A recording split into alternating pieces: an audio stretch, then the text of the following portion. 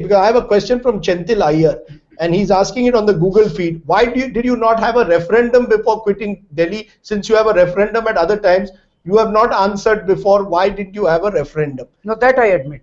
That I had admitted. You admit that you should have had a referendum? Just one second. Referendum is a very strong word. It's a word you use. I use public participation. Referendum is a technical word, so let's avoid technical. जैसे हमने दिल्ली में सरकार बनाने के लिए ढेर सारी meetings की थी. It was not a referendum. We took a sense of the people. About 280 public meetings took place, in which overwhelmingly in 257 meetings people said you should form government, take support from Congress and form the government. We formed the government. This part I admit कि जो हमने suddenly resign किया. You see what happened? विधानसभा में 2 दिन सबने देखा कि they were disrupting the proceedings, but no one expected us to resign immediately. और उसी दिन रात को हमने जाके resign कर दिया.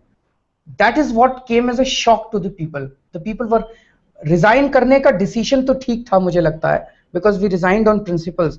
पर अगर हम अगले 3-4 दिन जनता के बीच में चले जाते और जनता से पूछ लेते या जनता को समझा देते, तो जनता को ये समझ में आ जाता. For instance, I'll give you an example. 1-1.5 महीना का गैप आया आफ्टर माय रेजिग्नेशन.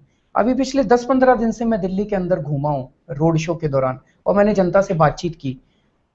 जनता का मन एकदम पलट गया. Once I spoke to the people. वो जो गैप रह गया, कम्युनिकेशन का गैप रह गया, I think that is a mistake we made. We should have communicated with the people, we should have talked to the people, and that is a mistake that we made. So you're admitting at least to some mistakes. Yeah, communication was a mistake. हमें जनता it's just communication. It's not the fact that you should have stayed the course and tried at least to continue to give. You can't do it, Rajdeep. आप अगर आपकी majority नहीं है और अगर आपको जो सपोर्ट दे रहा है वो डिच कर चुका है, तो आप कुर्सी अगर भोगना चाहते हो तब तो करते रहो. हम कुर्सी नहीं भोगने के लिए गए थे, और हम ये कह रहे हैं भाई ऐसी क्या आफत आ गई, 2 महीने में चुनाव होंगे, हम दोबारा आ रहे हैं सत्ता में. इस बार जनता मन बना चुकी है, 50 से ज्यादा सीट आएंगे, दोबारा आ रहे हैं. अगर हम भाग जाते तो दोबारा चुनाव क्यों लड़ते हम लोग? But it has cost you.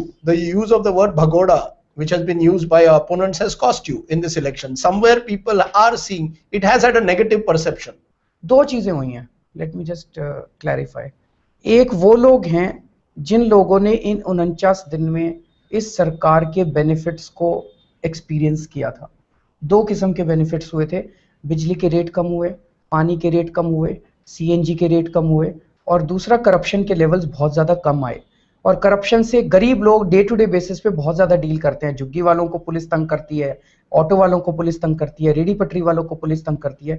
उन लोगों, सब लोग कहते हैं कि उन 49 दिनों में पुलिस ने पैसे लेने बंद कर दिए, और जैसे ही आपकी सरकार गई उन्होंने दोबारा चालू कर दिया. Now these people are very upset. These people are saying कि अगर आप रहते तो the relief that we were getting would have continued. So there is a positive negativity there. मतलब वो नाराज हैं लेकिन पॉजिटिव, वो कह रहे हैं वोट अब आपको ही देंगे बिकॉज हमने एक्सपीरियंस कर लिया कि आप कैसी सरकार चल. This another set of people who at the time of Delhi elections were saying Kejriwal for CM and Modi for PM. This small section of middle class is very upset कि केजरीवाल मोदी के खिलाफ खड़ा हो रहा है और मोदी के रथ में अड़चन बन रहा है.